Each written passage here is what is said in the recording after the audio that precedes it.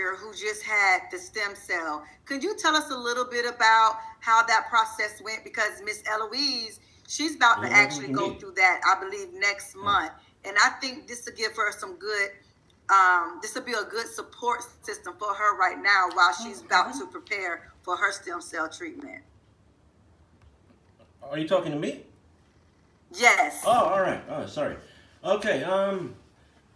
First thing I would say, the sisters and nurses, they are the most important people when you're in there. You know, you're gonna get woken up every 2 hours. I don't know if it's the same in America or in the UK or wherever you are, but I would say the nurses and the sisters, you gotta show them respect because they are the people that's looking after you. You press a bell, they will come running in for you.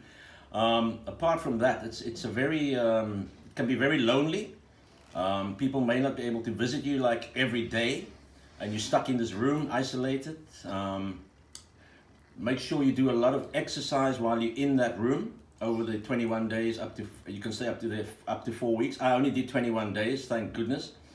We all know hospital food is not the greatest, but you're gonna have to deal with it because you're not allowed to get food from the outside for that period of time because your body's got no immune system after that chemo.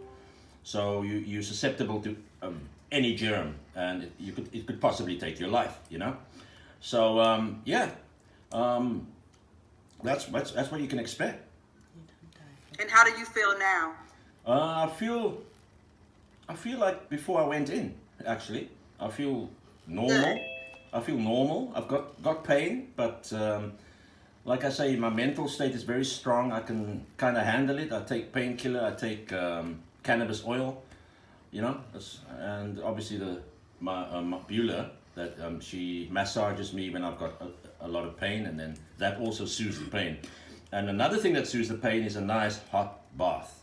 That's tops. That's number one. That's number one. I think that suits everybody. I am on the kind of stem cell transplant topic.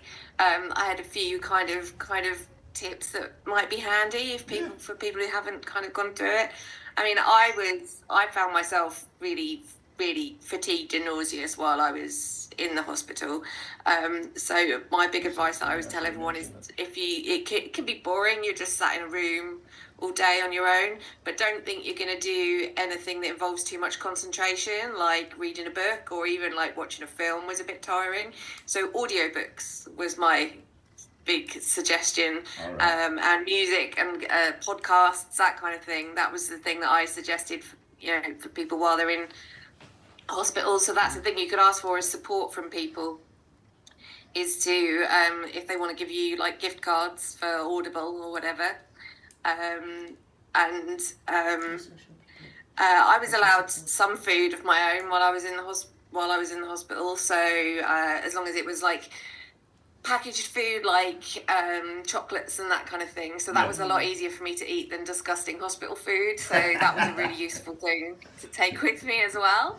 And take baby wipes. Baby wipes. Yeah. Why baby wipes?